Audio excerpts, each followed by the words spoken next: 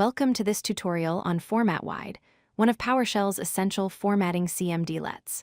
Format-Wide allows you to display object properties in a compact, horizontal layout that's perfect for getting a quick overview of your data. In this video, you'll learn how to use Format-Wide to view single property values across multiple objects in an efficient, space-saving format. Format-Wide displays object properties in a compact, horizontal layout.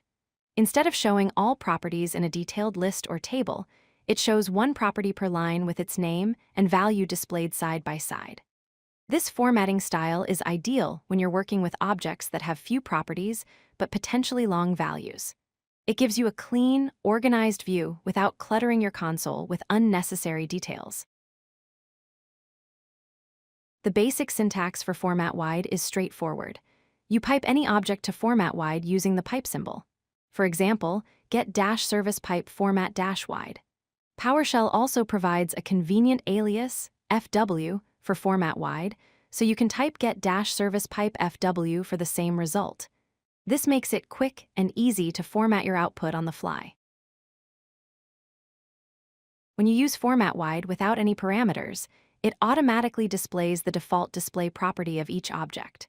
For instance, if you run get-process pipe format-wide, you'll see process names like Chrome, Explorer, PowerShell, and Code displayed across multiple columns on your screen. The cmdlet intelligently arranges these names in columns, making efficient use of your console width to show as many items as possible. You can specify which property to display using the -property parameter. This gives you control over exactly what information you want to see. For example, get -service pipe format-wide property status will show only the status of each service, or get -process pipe format-wide property ID will display only the process identifiers. This targeted approach helps you focus on the specific data you need. The -column parameter lets you control how many columns are displayed in your output. For example, get -process pipe format-wide column 2 will arrange the output in exactly 2 columns, while get -service pipe format-wide column 5 creates 5 columns. By default, Format-Wide automatically determines the number of columns based on your console width, but this parameter gives you manual control when you need it.